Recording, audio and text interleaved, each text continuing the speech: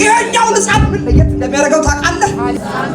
እሺ ወንድ ልጅም ስትሰጥቶናልና ይኸውላችሁ ሕፃን በአንድ ሰው ቤት ሲወለድ የሚወለደው ለእናትና ለማን ነው? ለአባቱ ነው።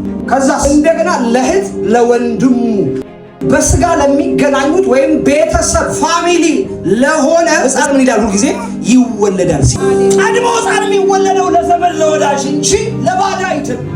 ይሄኛው ሕፃን ምን ለየት እንደሚያደርገው ታውቃለህ? ዘመድ ያልሆነን ሰው ዘመድ ሊያደርግ ተወለደ። ይሄኛው ሕፃን ግን ይለያል።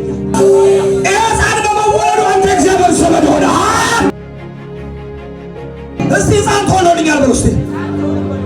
እንዴት ይመለከተኛል ሲባል የተወለደው ሕፃን ከእግዚአብሔር ጋር ጥል አድርጎ የሚያስቀጥል አይደለም፣ ለዘላለም የሚያስታርቅ የዘላለም እቅድ ተወልዶልኛል አለ።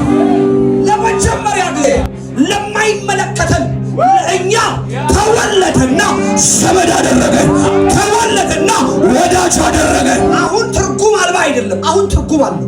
እንዴት ከተባለ የኔን ባዳነት፣ የኔን እንግዳነት፣ የኔን መጻተኝነት የሚያስቀጥል ልጅ አይደለም የተወለደው፣ የሚያቋርጥ ዘመድ የሚያደርግ እግዚአብሔርና አባቴ ማለት የሚያስችል ሕፃን